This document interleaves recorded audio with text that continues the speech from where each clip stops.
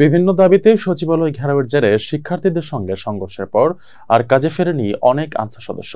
ঢাকার 4টি থানায় করা মামলায় 420 জনের নাম উল্লেখ সহ কয়েক হাজার জনকে আসামি করায় আতঙ্কে আনসার বাহিনীর সদস্যরা। তবে আনসার সদস্যরা শিগগিরই আগের পোশাকের বদলে নতুন পোশাকে মাঠে ফিরবেন বলে জানালেন আনসার ও গ্রাম প্রতিরক্ষা বাহিনীর মহাপরিচালক মেজর জেনারেল আব্দুল মোতালেব সাজ্জাদ মাহমুদ। আওয়ামী লীগের নেতৃত্বাধীন সরকারের পতনের পর বিভিন্ন থানায় নিরাপত্তার দায়িত্বে দেখা যায় আনসার সদস্যদের। সড়কে ছাত্রদের পাশাপাশি ট্রাফিক নিয়ন্ত্রণের দায়িত্বও পালন করেন এই বাহিনী। পরিস্থিতি বদলে যায় 20 দিন না পেরোতে গত 25 আগস্ট বিশ্রাম প্রথা বাতিল সহ বেশ কয়েকটি দাবিতে রাস্তায় নামে আনসার সদস্যরা। ঘেরাও করেন সচিবালয়, পরে সমন্বয়কদের সমর্থনে এগিয়ে আসা শিক্ষার্থীদের সঙ্গে সংঘর্ষ হয় তাদের।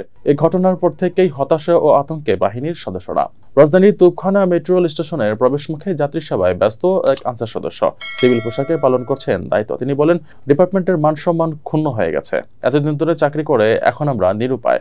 পল্টন থানায় 4000 আনসারের বিরুদ্ধে মামলা। ঢাকা মেডিকেল কলেজ হাসপাতালে যেখানে সবসময় সেবায় নিয়োজিত থাকতেন আনসার সদস্যরা, সেখানেও একই চিত্র। তারাও অনেকটাই ভীত ও সন্ত্রস্ত। রাজধানীতে প্রায় 14,000 আনসার নিয়োজিত থাকলেও বর্তমানে মাঠে আছেন মাত্র 10,000।